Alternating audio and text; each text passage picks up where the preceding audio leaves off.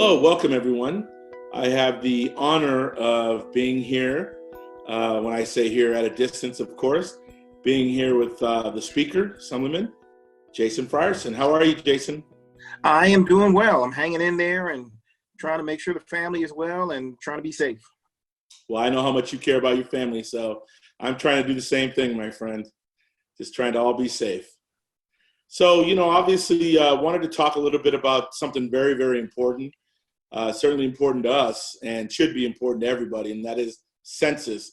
Before we hit that, I just wanted to say that appreciate your leadership, appreciate how hard you work on behalf of the community and your constituents and our community at large. And so I think that census, even though we're in the middle of a tragedy, somewhat of a tragedy going on, we still need to power forward and talk about the importance of census. And so, why is the census so important? Well, the census every 10 years is incredibly important, but I think the pandemic that we're going through right now is a perfect example of why it's that much more important.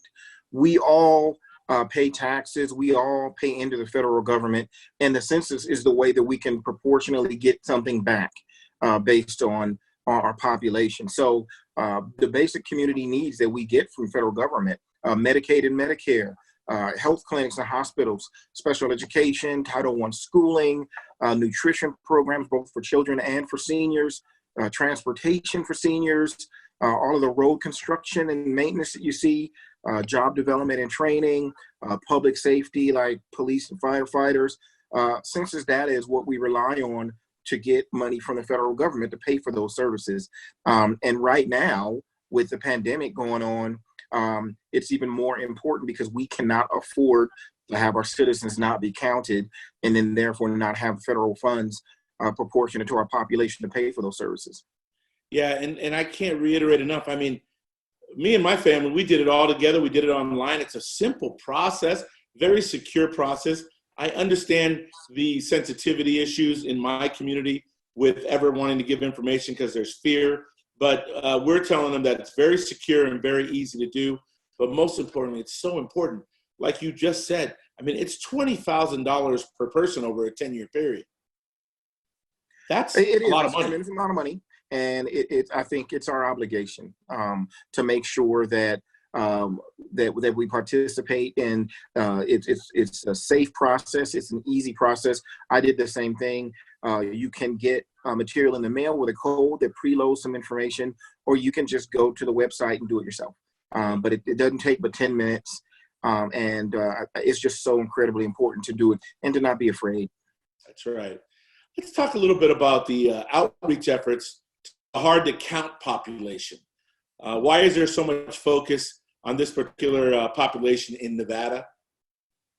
Well, and I'm proud to be part of a legislature led by women. We also have one of the most, if not the most diverse legislatures in the country, and I think that's a reflection of our population. So these hard to reach populations are the folks that are most needed to be counted. Those are the folks that depend on or benefit from, in a large scale, those programs. And so whether you're non-English speaking, if you're an immigrant, if you have history in the criminal justice system, these are frequently folks that don't trust government and don't trust systems in place that ask for information. But these are the folks that need to be counted the most. So we have to go above and beyond to make sure that we reach those folks and explain to them how important it is that they participate. And what would you say to these folks that are a little nervous about privacy and generally, resistant to participating in the census? What can we say to them? Well, I'll say a couple of things. As far as privacy goes, it is not only a safe process, but it's unlawful to use the information collected in the census for any other purpose. And so it's a safe process. It's not something that's used to subsequently have law enforcement get involved or anyone else for that matter. The reality is you've already paid. This is getting back some of what you have already paid. And if you don't, someone else will. And resources that are owed to Nevada based on our population are going to go to other states. No one wants that. And so understand that the money is there, and we either take advantage of it for our state, or we run the risk of losing money we've already paid to another state. Let me reiterate that, because that's important what you just said, and you articulated it so well. It is our money. It's our money. And all we need to do to access our money is participate in the census. Am I right? That's right. That's right. You know, some have called for making changes to the Census Bureau's timeline because of this global health crisis.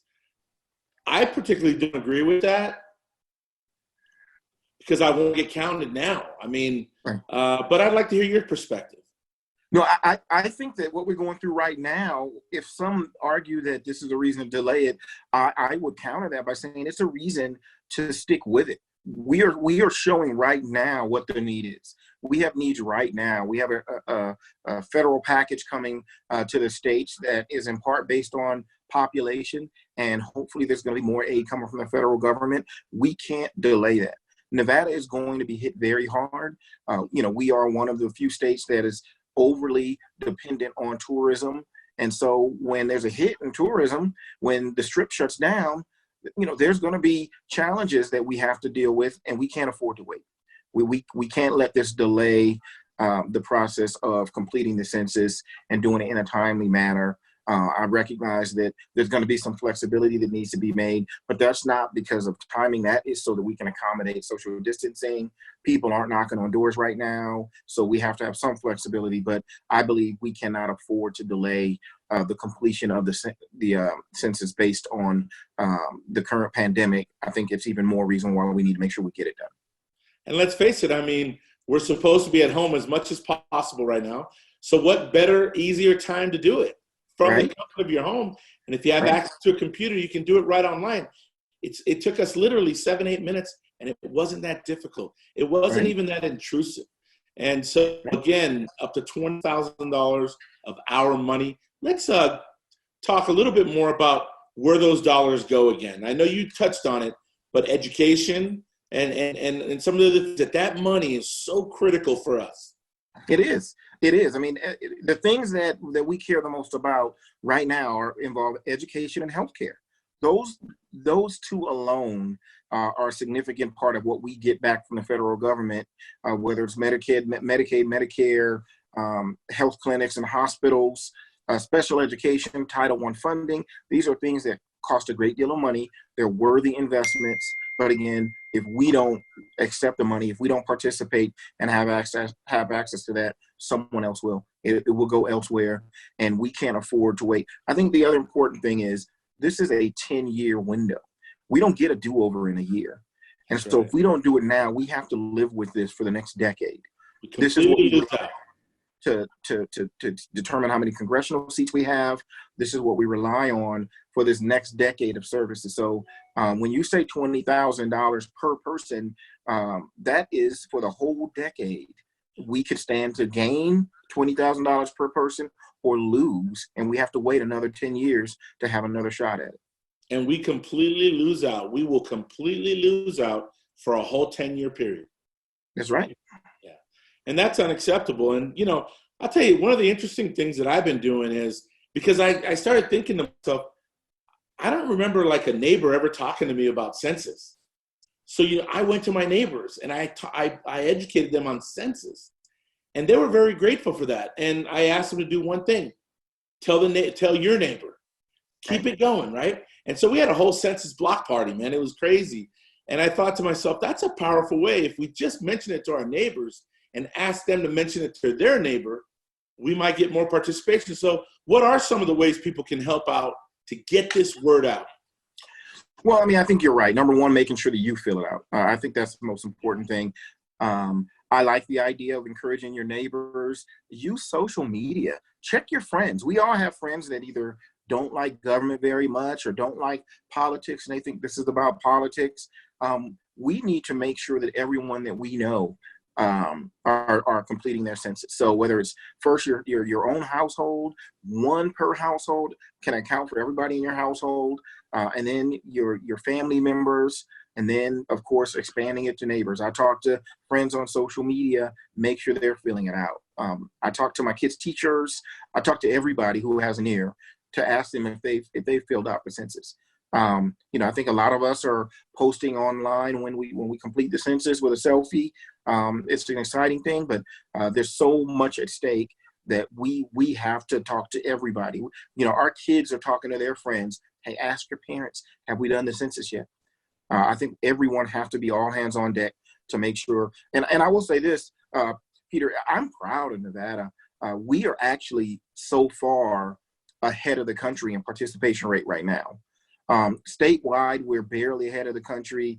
And in Southern Nevada in particular, we're quite a bit ahead of the national average. So we got to keep that momentum going. And we have to make sure that we don't let up. We take advantage of the expanded time to complete it and the flexibility that we're provided to make sure that we have a record turnout. I think there's so much at stake and we're going to need it. And so we have to put everybody boots to the ground trying to talk to their friends about getting this done. Put them on blast. I want to go even further. I say put them on blast. And if I hear somebody who's in my inner circle who's bragging about they didn't do the census, they don't want to get involved, it's political, I blast them. I put them on check.